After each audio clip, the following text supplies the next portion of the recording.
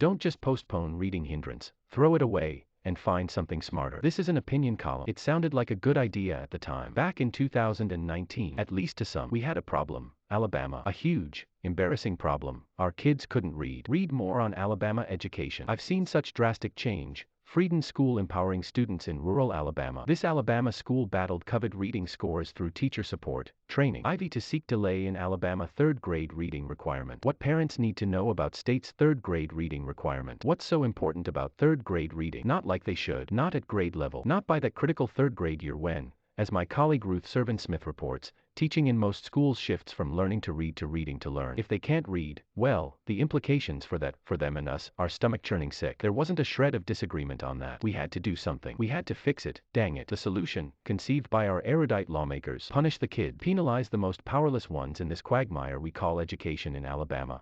Among the littlest kids, third graders, hold them back, dang it, if they're not reading on grade level. Legislators slammed a haughty name on the bill, calling it the Alabama Literacy Act, and set it to launch in 2021 to 22. First graders, basically, were on the clock. It seemed like a good idea at the time, at least to some, because well, Mississippi was doing it with some success. Since launching its Read or Else program, reading scores rose slightly, holdback rates declined. I had some misgivings about the punitive nature of the act, about holding, 7 and 8-year-olds thusly accountable when everybody else, teachers and educators, got to skate. But, yes, we had to do something. We had to fix it, and, dang it, the act was our plan. That was before we learned the true depth of our reading problem. Before we learned in late 2019 that reading scores for our 4th and 8th graders, measured by the National Assessment of Educational Progress, were 49th in the nation. Woeful by even our own historically woeful standard. That was before COVID-19, of course. Before our kids, all of us, but especially our kids, endured a seismic experience that will define forever their lives. Before they sat at home for more than a year. Before they stared at faces on a laptop for more than a year. Before they missed the itty-bitty ones, coloring and screaming and playing with other itty-bitty ones. Before they missed a year out of the home. A year with teachers. A year learning to be. More columns by Roy S. Johnson. For Tina Tyner, Henry Ruggs 3. Thoughts and prayers are not enough after senseless decisions. Birmingham,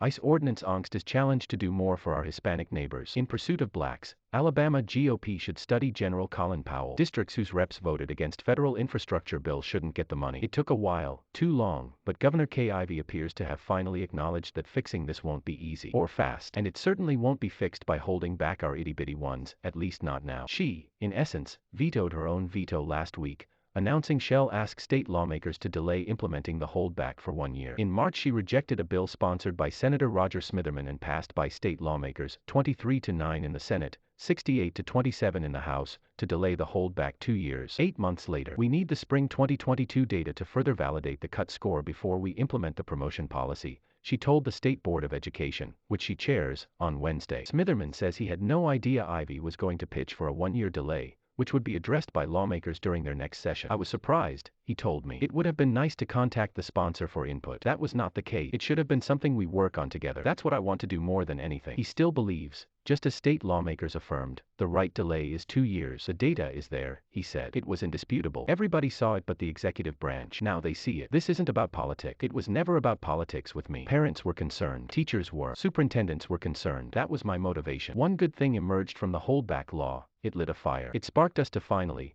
after too many years of shoulder-shrugging neglect, pour more resources into teaching and invest millions in new, bolder strategies to help our kids read. School districts statewide variously implemented extra learning sessions during summers and other breaks, launched after-school tutoring, hired specialized reading paraprofessionals to support teachers, and embraced reading programs that are working in other parts of the nation. We will be doubling down on providing the support needed to implement the Alabama Literacy Act, Ivey said last week. Great. Hey, race, another thought. Scrap the act. Scrap the holdback and triple down on its good stuff in it, on investing in our students and teachers, on pouring into them, especially our itty-bitty one, while being uber intentional about closing the copious racial and socioeconomic gaps, the educational inequities, we ignored for generations. Scrap it and continue seeking successful models elsewhere, then importing them into our classroom. Models less punitive and more purposeful. It seemed like a good idea at the time. There must be better ones now. Roy S. Johnson is a 2021 Pulitzer Prize finalist for commentary and winner of 2021 Edward R. Morrow Prize for podcasts, Unjustifiable, co-hosted with John Archibald. His column appears in the Birmingham News and AL.com, as well as the Huntsville Times,